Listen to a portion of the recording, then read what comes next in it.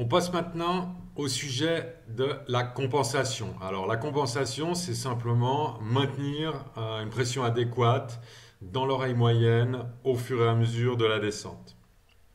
Donc d'abord, dans ce chapitre, c'est un chapitre assez important, hein, la compensation, parce que c'est souvent là que la plongée foire. Ok. On a de la peine à compenser ou on ne sait pas compenser, ou alors on ne sait pas comment faire une fois qu'on commence à stresser avec sa compensation sous l'eau. Donc là, je vais vous proposer des exercices, mais d'abord, un rappel rapide des différentes méthodes. Et puis, je vous présenterai les outils, notamment le ballon de baudruche avec l'adaptateur, comment on peut fabriquer le sien pour réduire les coûts, la colonne à bulles, comment on la fabrique également. Et puis le troisième outil, c'est le EQ Tool de chez Uba. Bon, c'est plus pour les instructeurs, ça vaut assez cher, je crois un peu plus de 150 euros, quelque chose comme ça. C'est un appareil, c'est un pressiomètre digital connecté.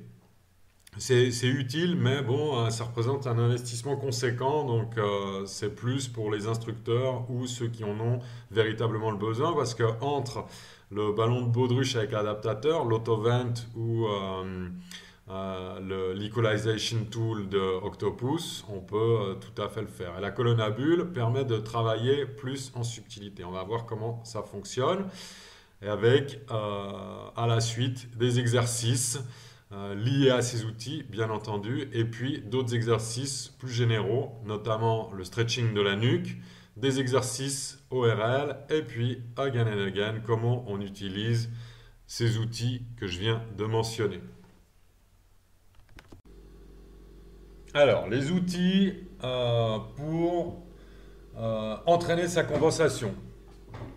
Donc, vous avez cet outil-là, hein, le ballon de baudruche, je vous l'ai dit avant. Alors, ballon de baudruche, je n'ai pas besoin de vous expliquer ce que c'est. Je vous ai dit, n'oubliez pas de le retourner avant de l'utiliser.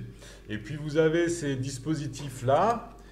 C'est simplement un adaptateur, ok, avec un trou dedans, un adaptateur pour le mettre en contact avec les narines. Toujours bien boucher l'autre narine quand vous faites vos exercices. Donc, il y a un truc qui s'appelle Autovent, c'est comme ça peut s'acheter parfois en pharmacie, hein, ou sur Internet, c'est ridiculement cher. Vous avez ce truc-là qui est vendu sur le site de matériel suisse Octopus, c'est moins ridiculement cher, mais encore, vous pouvez bien entendu fabriquer le vôtre, il s'agit juste de fabriquer un truc qui va créer un adaptateur entre un ballon de baudruche et votre narine. Ok. Voilà, donc une fois que vous avez votre bidule, vous faites comme ça. Alors, il y a plusieurs manières, hein. Vous pouvez prendre de la pâte Flimmo, là, de cette espèce de pâte à modeler qu'on peut cuire au four et qui devient dure. Donc c'est l'occasion de faire un truc avec les enfants, hein, pourquoi pas. Moi j'avais demandé à ma fille de m'en faire, je l'avais payé pour et tout, c'était sympa. Vous pouvez utiliser un petit bouton de tiroir. Vous savez, des fois, on a un truc qui ressemble à ça, hein, où on tire dessus pour ouvrir les tiroirs. Donc ça vaut pas cher aussi au bricot. Puis si vous avez une perceuse avec des mèches métal, bah, vous le trouez.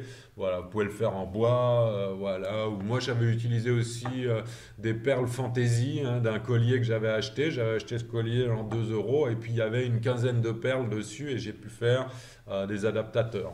Voilà. Donc ça, c'est très pratique. Ou l'autovent, vous voyez la différence, c'est la taille de la boule. Parce que l'autovent, c'est d'abord prévu pour les enfants qui ont des otites à répétition et donc qui n'arrivent pas à se nettoyer l'oreille moyenne. Donc ça, c'est l'autovent avec le ballon de baudruche. Ensuite, on a la colonne à bulles. Alors, je vais devoir bouger un peu l'écran pour vous montrer ce que c'est. Donc, c'est simplement une colonne d'eau, hein. Moi, j'ai pris une grosse bouteille.